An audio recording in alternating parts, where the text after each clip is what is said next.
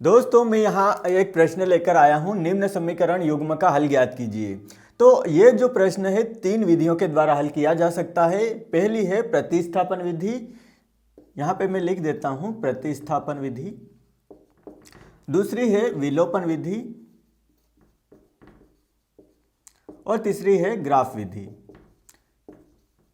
तो जो यहाँ पे प्रतिस्थापन विधि के द्वारा भी इस सवाल को हल किया जा सकता है, क्योंकि यहाँ पे लिख रखा है निम्न समीकरण युग्म का हल ज्ञात कीजिए। या तो यहाँ पे प्रतिस्थापन विधि द्वारा ज्ञात कीजिए या विलोपन विधि द्वारा या ग्राफ विधि द्वारा नहीं लिखा गया है। तो यहाँ पे जो ये सवाल है जो एमपी बोर्ड या सीबीएसई बोर्ड में जो है ये एनसीईआरटी बुक कक्षा 10वीं के अध्याय 3 से ये जो है प्रश्न लिया गया है, 2 चर वाले रैखिक समीकरण से लिया गया है। तो ये प्रश्न है ये 100% आईएमपी जो प्रश्न है, ये अधिकतर परीक्षा जो एमपी बोर्ड की परीक्षा एमपी बोर्ड या सीबीएसई बोर्ड में जो है पूछा जाता है। तो इस प्रश्न को आज मैं आपको 2 विधियों के द्वारा हल करके यहाँ पे बताऊंगा। पहली जो प्रतिस्थापन विधि यानी कि सब्स्टिट्यूशन मेथड और दूसरी है एलिमिनेशन मेथड। तो यहाँ पे एक एक करके मैं आपको अच्छे से बताऊंगा कि इसको जो है कैसे हल करेंगे इस सवाल को। तो सबसे पहले मैं आपको बताऊंगा यहाँ पे प्रतिस्थापन विधि के द्वारा हल करके इस सवाल को, और उसके बाद मैं आपको बताऊंगा विलोपन विधि के द्वारा हल करके। तो सबसे पहले मैं यहाँ पे लिख लेता हूँ प्रतिस्थापन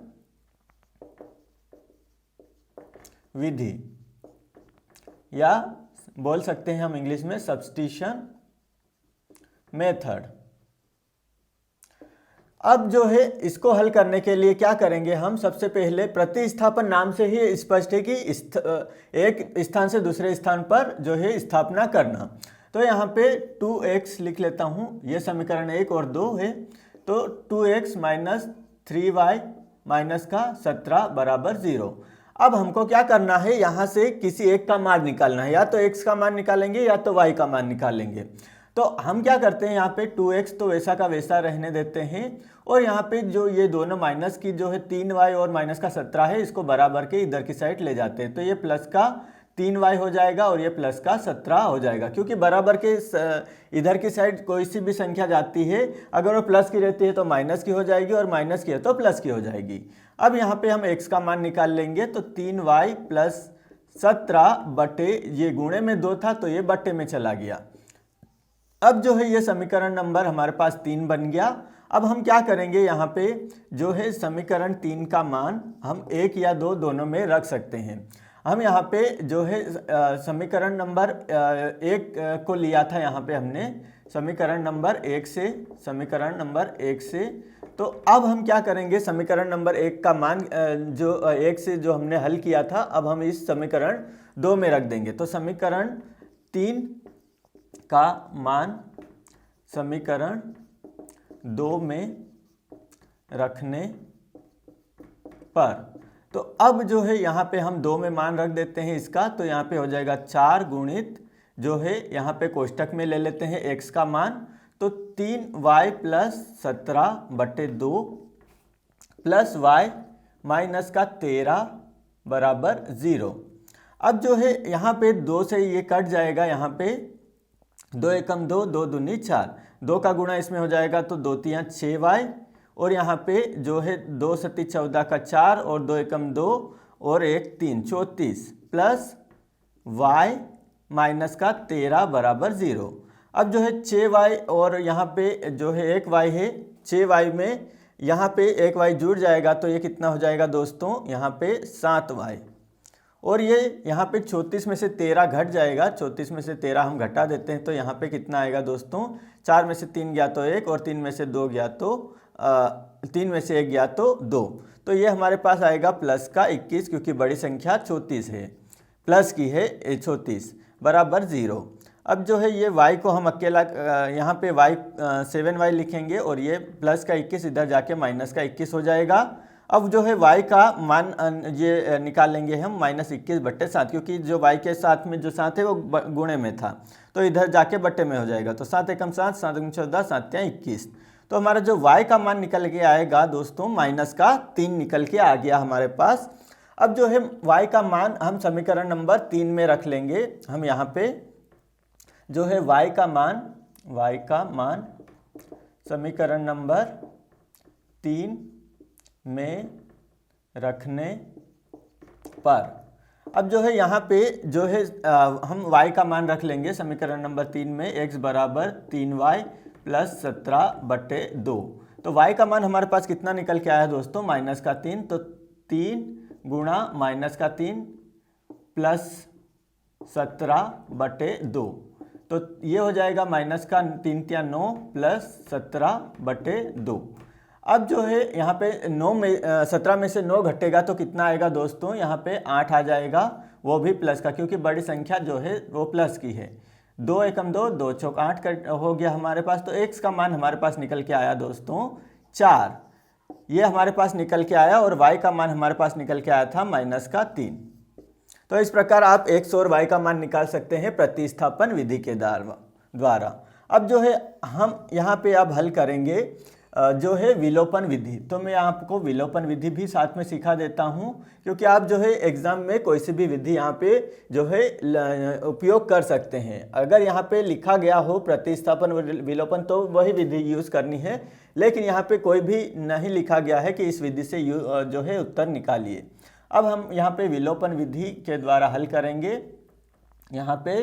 तो विलोपन विधि जो है यहाँ पे एलिमिनेशन मेथड, ये हमने लिख लिया। अब हम क्या करेंगे, समीकरण 1 और 2 दोनों ले लेते हैं। 2x माइनस 3y माइनस 17 बराबर 0, ये समीकरण नंबर 1, और 4x प्लस y माइनस का 13 बराबर 0, ये समीकरण नंबर 2 ले लिया। अब क्या करते हैं, हम इसको थोड़ा और सरल कर लेते हैं। तो समीकरण नंबर 1 को हम 2x माइनस 3y, यह माइनस का 17 इधर के जाके प्लस का 17 हो गया। अब जो है यहाँ पे 4x प्लस y माइनस का 13 है, इधर जाके प्लस का 13 हो गया। अब क्या करते हैं, हम यहाँ पे जो है y को हम जो है काटेंगे, यहाँ पे y को बराबर करेंगे समीकरण नंबर 1 और 2 में। वो क्यों, क्योंकि यहाँ पे माइनस और प्लस पहले से मौजूद है, हमको चिन्ह बदलने की भी ज़रूरत नहीं पड़ेगी। अब क्या करते हैं, यहाँ पे गुणे में कितना है दोस्तों, y के साथ में 1 है, तो हम यहाँ पे ऊपर गुणा 1 का कर देते हैं। ऊपर जो है y के साथ में गुणा किसका है, 3 का, तो हम यहाँ पे जो है दूसरे समीकरण में 3 का गुणा कर देते हैं। अब यहाँ पे जो गुणा करने पे आएगा 2x माइनस 3y बराबर 17, और ये 4 × 12 हो जाएगा, 12x प्लस का 3y और बराबर कितना हो जाएगा दोस्तों, 13 × 26, 13 × 39, ये हो गया। अब जो है प्लस और माइनस पहले से मौजूद है, इसलिए हम यहाँ पे चिन्ह नहीं बदलेंगे, ये कट जाएगा। 12 और 2 कितना हो जाएगा दोस्तों, 14x बराबर यहाँ पे कितना हो जाएगा दोस्तों, 9 और 10 यहाँ पे 6 हो जाएगा, और यहाँ पे हासिल जाएगा 1, 3 और 1 4 और 1 5। तो यहाँ पे जो x को हम अकेला करेंगे तो 14 जो है बट्टे में चला जाएगा, तो 14 जो है हमारे यहाँ पे बट्टे में चला गया, तो यहाँ पे 14 एकम 14, 14 चौके 56, तो x का मान हमारे पास निकल के आ जाएगा दोस्तों 4। अब जो है हम ये x का मान समीकरण 1 और 2 दोनों में रख सकते हैं हम यहाँ पे। तो मैं यहाँ पे समीकरण नंबर 1 में जो है मान रख दूंगा, समीकरण नंबर 1 में x का मान रखने पर ये मैं यहाँ पे मान रख देता हूँ, तो ये 2 गुणा 4 माइनस 3y माइनस का 17 बराबर 0, तो ये हो जाएगा यहाँ पे 4 दूनी 8 माइनस का 3y माइनस का 17 बराबर 0। अब ये माइनस का 3y और ये 17 यहाँ पे जो घटेगा, यहाँ पे 17 में से 8 घट जाएगा, तो यहाँ पे आएगा दोस्तों माइनस का 9 आएगा बराबर 0। अब ये माइनस का 9 हम उधर की साइड ले जाएंगे, तो ये प्लस का 9 हो जाएगा, और जो है यहाँ पे माइनस का 3y चल रहा है।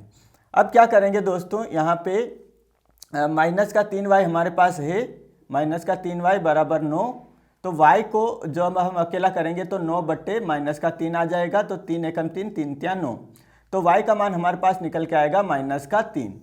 तो इस प्रकार यहाँ पे जो दोनों का मान हमारे पास सभी जो है सही निकल के आ गए। x बराबर 4 इधर भी है प्रतिस्थापन विधि में, तो यहाँ पे विलोपन विधि में भी है, y का मान x का मान जो है यहाँ पे x का मान 4 है तो यहाँ पे भी 4 है, और यहाँ पे जो है y का मान -3 है तो यहाँ पे भी जो है विलोपन में भी -3 है। तो इस प्रकार आप जो है परीक्षा में जो आपको विधि अच्छी लगे, प्रतिस्थापन विधि या विलोपन विधि, जो आपको सरल लगती है, आप उसके द्वारा जो है प्रश्न को हल कर सकते हैं।